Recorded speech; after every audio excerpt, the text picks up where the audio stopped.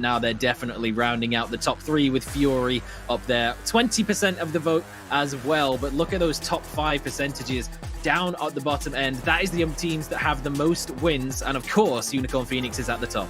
It's already passed. It feels like time flies when you're having fun, and there's a lot of close calls so far. 2 minutes until that phase 2 pops. Phase 1 is completely closed. We'll find out roughly where we're going. Look, I was watching some of the NA VODs, all right, Saga, and we saw a shooting range finish. I want to see another one of those. Maybe not the identical zone, because it did end up as like a heal battle between a team up top and a team down in the bunker, but it's always exciting to watch. Jay is an exciting player to watch as well, though, with the SLR shots. Big damage comes through, but no kill being found as yet. Oh, BeLMoth, the first player to go down. That's up on the northern coast. A Sharper. Oh, was he up on the roof? That's a risky position to be playing. Severn.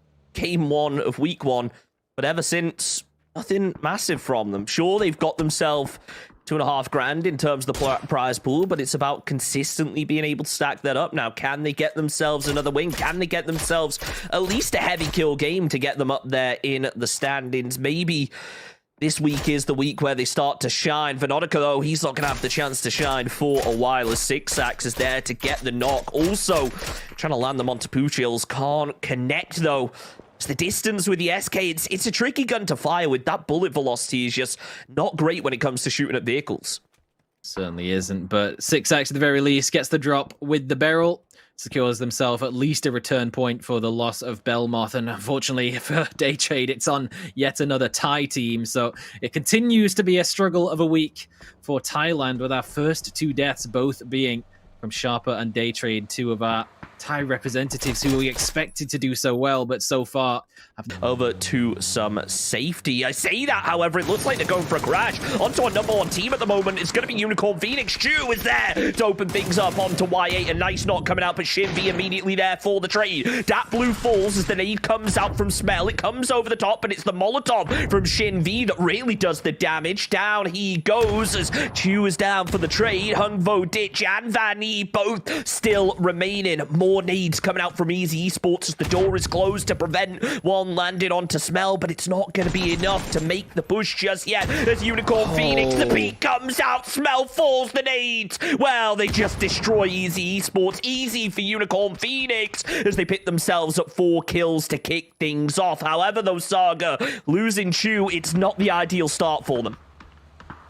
It's definitely 1 for 4 is a better trade than 1 for 1, though. So Unicorn Phoenix now reclaiming their spot at the top of the standings, but they've lost a player, so might have implications for the late game. But 4 kill points already picked up is a solid start for them. Plenty of teams would have been cheering for Easy to try and take away that win, but unable to do it. 2 knocks was all they could find. So unfortunately, Unicorn Phoenix will continue on with 3 players, with 4 points now gathered. So for everyone else in the lobby, their work just got a little bit harder to try and catch up on those kill points. Oh, Daytrade.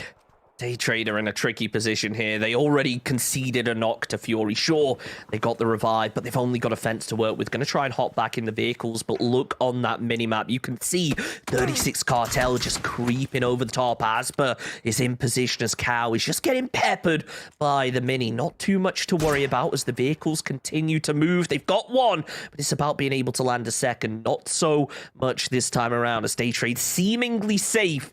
It all depends on how 36 Cartel decide to play this now. If they want to get aggressive, they could definitely punish Daytrade, but until phase 3 pops, at least, there's no real need to make that push. Look at how much space there is around BN United now. There's at least 400-500 meters in all directions where they are completely uncontested. That's what we said. There's very little to actually play from in the center of the zone, and BN is the team that takes it, and they will be rewarded for their efforts, as will ArkAngel Predator, taking the northwestern side, holding on to the coastline far north as well. It will be enough to catch out Momonjii, their resident Philippine squad as well. Kalbs is now in the middle of no man's land, potential to get caught out by CJ and Evil Patrick if they know his position way out towards the blue zone, because he's got a bit of a run to try and make to regroup up with the squad. Oh, look, Sago, you mentioned it. We've seen this zone before. We know how brutal it can be with just how open this terrain is, you've got to say BN United already coming into this match are favorites to kick things off with the central position, with the plane crash. But the downside to that plane crash, almost to a certain extent, is how central it is how strong of a position. You know it's going to be occupied, and you know that teams are going to be surrounded. At Fury, they do get surrounded on the rotate, and Insight falls. Ronon doing what he can with the M24 to try and return the fire, but landing it onto vehicles is one hell of a challenge. Sharp is still up top as Fury. Fludd opens up the spray. He can't land the bullets, but he has a grenade. It's certainly looking close to Sharp, and maybe not going to connect onto both of them. The players are being disciplined enough to say spread, but it's Ronon that gets the knock with the bolt as the fire continues to rain through. One more bullet would have done it to take down the second player, but not this time around. His Insight, well, he needs to get revived. The Molotovs are coming through. Fludd is just out in no man's land. If he wants to clean up these players, he is going to have to push down the hill on his own, and with his teammates focusing the revive, it ain't looking like they're going to be able to get much support onto that, especially now that 36 Cartel, the team from behind, is starting to pin down Fludd from another angle. I'll tell you what, it was enough, though, from Ronon with the bolt action to get the drop on Tinoy as he was driving his way forwards. He's gone down to the blue zone. Fury have claimed at least one more kill point onto Sharper Esports, and their run of bad fortune continues. Maybe a little bit lucky that those grenades didn't trickle down the hill far enough to get the second flush. MSC, that is not when you want to be losing tires. Spinning out, it goes Jauman and Julio, and look at the rainbow of tags on Julio. All angles, so many teams with vision, and there is nothing at all he can do about that. Jauman, at the very least, finds a rock and drops a smoke grenade for some temporary cover, but surely he won't be lasting too much longer than his teammate. That's a rough one there for MSC. It's interesting to see the fact that, sure, they may have lost one, but they drew so much attention to all of the teams up here. As you can see, Sharper only with 2 players left, but 36 Cartel got a player down off of that fight as well. So it makes things tricky when a team spins out like that. Everyone just focuses their attention. Speaking of which, Made in Thailand focusing their attention onto Game Home right now as the nade comes out to try and finish off the job. It doesn't look like it's going to land. That one will, though. Fap with a beautifully cooked frag grenade to take down Jay as Jankyu is moving through to try and support, but it's too little too late now. He is out on his own. Glooms and Gems going to try to group up as the nades, well, they get returned, but they're just not enough as of yet. As Fat playing slow, looking at the ridge down below, gets the flush onto Jay as Cerberus confirming their first kill of the game, but attack all round. It looks like they're going to back off of this because the zone has shifted up to the north, and if they position themselves properly, they could gatekeep this squad. Really can't understate how tricky it is to land a grenade on terrain like that. Fludd peeking out around the side. Jauman caught in the middle of nowhere, getting tagged down. It's Insight who will take it. Maybe can't quite secure the flush, but Sharper, all that remains was Magsonis. He's got in the vehicle. He's gone directly into the rest of MSC as their teammate of Jauman is picked off elsewhere, but it was Ronon again with the bolt action to get that third knock, and Sharper eliminated early on. Easy Esports eliminated early on. We're in phase number 4. We're down to just 48 players alive. Things have heated up a little bit in this phase number 3. There's been some insane shooting already and some solid grenades as well. Gems hoping he doesn't fall victim to another one. Look, we knew this is going to be an open zone, and I think this is what we expected. Maybe not this early, but when you've got so little cover, you know these teams are destined to battle it out as Cerberus. Now, they tried to send High Sky around the back, but I don't think they're prepared for Jankyu all the way up to the north as Fludd still trying to make something happen out of that shack. It's hard cover, but the sad thing for him, Saga, is the fact it's not inside the zone. He has to try and move down to Nudge. Jacob, though, accidentally running over his own teammate. As Tanawat's there to try and get the trade. Got you, 3007. All going to be falling. Only one player now remains from Game Home as Cloris with the Mini 14. One more bullet would have done it, but not to be as Duckmans is there. Lands the spray, and it's Game Home out in 14th. That might have been the most APAC fight we've seen all tournament. Jacob ramming with the vehicle and running himself over to start things off, and they still get the squad wipe. Paisaki with the Molotov around the side. It will land on Jankarov. He's taken down, and Cerberus getting the better of AAA. Jankyu, he seemed like that player that was going to shut down Cerberus. He was there to support the team, but it just isn't working out. And because of that, attack all around, they're falling. Gems is out of it. Glooms is now the final player left as the fire comes through. It's Seiryu Esports there with a third party of their own doing damage onto Glooms now, just making this fight so much easier for Cerberus. But they're not expecting him over at this tree. Hymus was looking round in the wrong direction. The nade comes out. It only needs to land close, and Fat needs to land one shot. He lands it to the head. Glooms falls and attack all round, annihilated by Cerberus. As now yet another fight. It's the teams that the O's fans don't want to see scrapping it out. Fury versus 36 Cartel, and it looks like Asba maybe has the jump onto Insight. Certainly might. 36 Cartel have been playing this position very well so far, and it's continuing on. Player 4 with the drop and the flush on towards Fludd. BN United now finally forced out of the zone, and what do you know? It's going to center up on Unicorn Phoenix instead. So the zone has chosen its top 2 team to favor, and Unicorn Phoenix defending against Easy Esports earlier on. It's going to work in their favor, but now they might have another defense to try and make as Ronon low, but Fury on the move towards some sort of position where maybe they could get an angle towards it. Vandal9 can't put the shotgun to any use as Rogue Nazmai will catch him out as he tries to make the push in the vehicle. Skeet with an angle now towards where Fury have pulled up. MSC, this shack is proving more defensible than it might look at first glance. Fury in a bit of a tricky position as Ykikamucow falls. Day trade follow out in 12th position. No real way to start the game for the start the day for them, I should say, as it's a tricky one. BN United now just sneaking their way in. Obviously, really good zone knowledge coming out from both them and Unicorn Phoenix to get the zone like this, as Fury Insight leading the charge, trying his best to get eyes onto Fat, but he is so split off from Ronon right now. There's no real way that these players can group up. Ronon is going to hop into his UAS, but to no avail seemingly, as all of Eagle 365 are looking down in his direction. Speaking of which, BN United all looking straight at 36 Cartel. CJ catches Colony in his sights. Alec gets taken down low. One more bullet would have done it, but the rest of ArkAngel Predator now here to provide some support. They know that Killer is somewhere up the ridgeline. They just don't know specifics. It's all going to come down to Patrick, and now he can land this. The nade comes out over the top. Not going to be enough to land the kill as sSuspekT falls. 36 Cartel out in 11th. ArkAngel Predator closing in as the nade comes out from Mad Dog. The Molotovs following through. Killer knows that there's players up the hill. It's just a question of where. Is now ArkAngel Predator, well, they're going to have to slow it down because tRycK from Seiryu Esports is there to do the damage. That could be a good grenade. It is! Evil Patrick's gone down, but it's quickly traded as CJ answers back with the knock. Some good predictive grenades onto where the UAS was. That was where the player was standing at the time, but it wasn't quite close enough. Alec, the distance away from this grenade will surely be plenty for him to keep himself alive and safe for now, but it's even going to get him a drop on Mad Dog, as elsewhere things are getting mad for themselves. Rogue Nazmai moving away from the shack, catches Insight out. Ronon to peek up over the top, catches him before he can get the heal off, but no chance for the revive unless he can get a smoke, but he hasn't got one, so it's going to be very, very risky to go for this. No helmet as well, one bullet, and it won't be able to do it. That grenade is looking good, but they do manage to just about extend the distance, but he's got 3 more.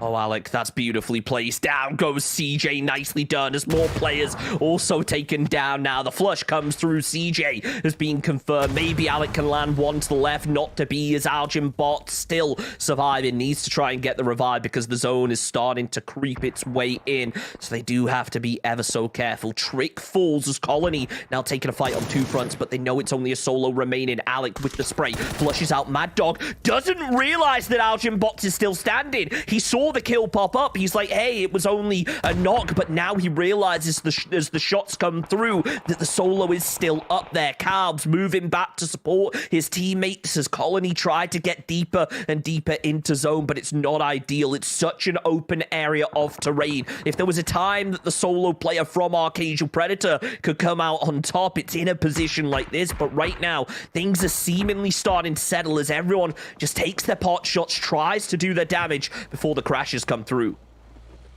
Interesting to see the winner chicken dinner percentage updated in real time there to give Myth a decent percentage chance of winning the game. Unicorn Phoenix in their compound weren't there originally, but now they have a chance according to the statistics, and they have a chance to try and drop down Seiryu. If they can get some grenades into this bowl, that would be brutal. Ronon as well, we know what he's like, and he's got 4 of them, so he's definitely going to be looking to bombard this squad that has just pulled up ahead of him.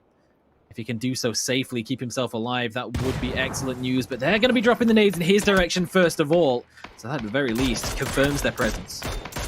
ArkAngel doing what he can to return the fire as the solo, but no, the zone was creeping in. There was just no time to heal in the headshots. Well, they land and finish off the job. Unicorn Phoenix barely in by the skin of their teeth in this compound as Ronon, well, his nades go perfectly into the dip. He can't find the kill, but he does the damage and applies the pressure. That's the most important thing when you're a solo. Not taking this 1v4 fight, using your utility sparingly and keeping them from pushing you, making them think that maybe you have that numbers advantage, keeping things unknown. One big nade could be Ronon's opportunity to push, but it's a bit too big and a bit too far this time around as Ronon takes the shots. He's initiated the aim battle, but Alec is there to try and return the fire as the frag grenades fall all around. Ronon is tagged down low, but still surviving. Colony 4, though, to Seiryu, so this is a pretty big game for them so far. Taken down from all angles as E365 got involved and then immediately get dropped down. Ronon's hit another bolty headshot out of the vehicle. YongB, he was going slow, we'll grant him that, but Ronon still provides those juicy shots. He put together a montage on his Twitter for last week. He's already got one so far this game. That grenade will creep a little bit closer. Just a little more distance could have been huge, and it's actually Unicorn Phoenix now who's starting a bombardment of their own. tRycK getting taken down with the first from HUNGVO Ditch, and Ronon's still got a couple that he can contribute from behind as well. Here we were thinking it was Ronon that was going to be the downfall of Seiryu with the nades, but it turns out that Unicorn Phoenix, well, they've got frags of their own as tRycK and Sunshine both fall. They go for the sprays. dNial is there to return the fire, though, as Van E ends up falling. HUNGVO Ditch is there to try and do some more work, but it's not going to be enough as the fire comes through. Seiryu Esports now with 2 players up, but barely as Ronon comes in. He gets the third-party flush. Sunshine falls. Only 1 player now remains because dNial has been taken out by that frag grenade. Dat Blue with yet another frag. It could be huge, but he needs to use it sparingly. Instead, no, it goes the wrong way. Sure, it pretty much confirms the flush, but How is still standing. Made in Thailand coming in for the third party as HUNGVO Ditch gets taken down by Tanawat. BN United, they hear this. Oh, and they are hungry for kills. Oh, but Escalusia's got his eyes open. He knows that there's a squad up on the high ground behind them. He's watching for it, while the rest of his team looks to punish Unicorn Phoenix for making the push out of the compound to a more exposed position. Try and cleaning up Seiryu, but doing so unsuccessfully. Weren't quite quick enough, and Ronon even stole away a kill point from underneath them. But now Myth, somewhat sandwiched in between BN and Unicorn Phoenix. They have to turn their attention one way or the other. Skeet will try and make the run. Has nowhere to go, hits the deck and accepts his fate. Godace has taken him out. Top 5 teams, and of course, BN United, Fury, and Unicorn Phoenix make their appearance in the top 5. Of course they do, because that's exactly how PCS 5 APAC has been going so far. Well, it shows that they're the top teams for a reason. If you can do it consistently, well, you deserve to be up there. Made in Thailand, though, it's a team that have struggled in PCS 5, but in the past, they are such a big name. Ronon, though, he's not struggling with that bolt. Gets yet another knock, this time onto YongB underneath the vehicle, but he can't find Simon just yet. He's trying as best as possible. 7 bullets out on that M24. He has to be cautious, but realistically, how effective is a bolt in the late game? Typically, I'd say not very in the hands of Ronon, though. He's showing it is still. Unicorn Phoenix doing that damage, applying pressure. Ronon with only 3 bandages left, popping that energy drink just so he can tick up with the boost as Phase 7 starts to close. It's going to come down to Phase 8, which, remember, is our final shift after the game. After this, it comes down to just that dot in the center, so everyone is praying for the hard shift. It goes perfectly, honestly. It goes nowhere. No team really has the zone. Sure, BN United are looking strong, especially now Ronon's eliminated. They're already moving the vehicles in. This is smart from BN. That's the most hilarious zone we could have possibly have. Every single team has to make a move, and BN will start things off by clearing up the solo who's been causing so many issues for them on the western side, and they will swing away, take the entire northern side of the Phase 8 circle, and the south contested still between UMP, Myth, and Seiryu. All of them will have to try and make a move to get in, and all of them will be under pressure from BN United now.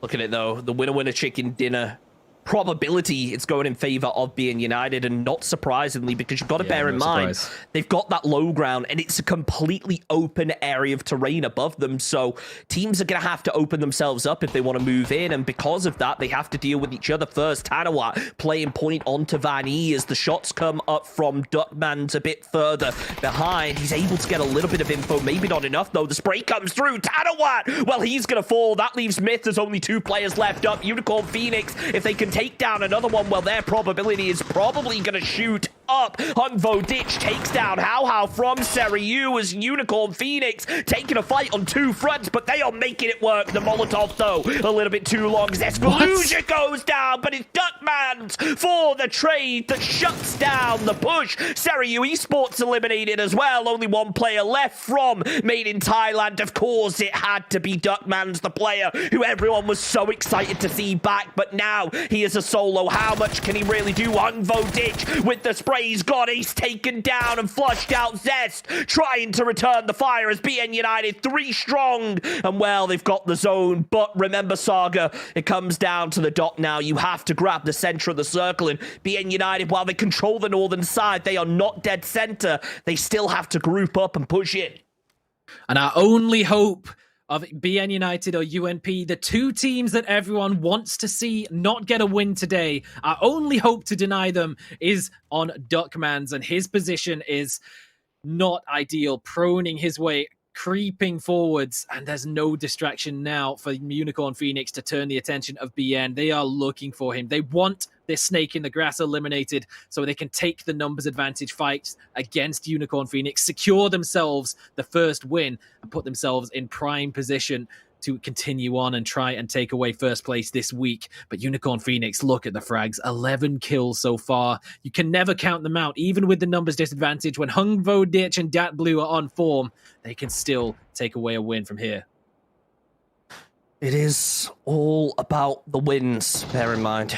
Even if dNial is able to take down 1, surely Unicorn Phoenix get involved from behind. It looks like it's going to be a head-on collision, though, as the nade comes out. It's close to DatBlue. That's going to draw a lot of attention, but BN United know there's a ridge up there that dNial could be playing. All it's going to take is 1 pixel, and Zest will be able to find the angle now. Shots starting to come out. dNial is spotted, but the zone is closing in. dNial might be able to make something happen because Zest has fallen, but no, the Molotov is on him. It's down to DatBlue, or top 2 teams, and now the top 2 in the game as well. DatBlue falls, the spray comes out from VODS, but it's not going to be enough as BN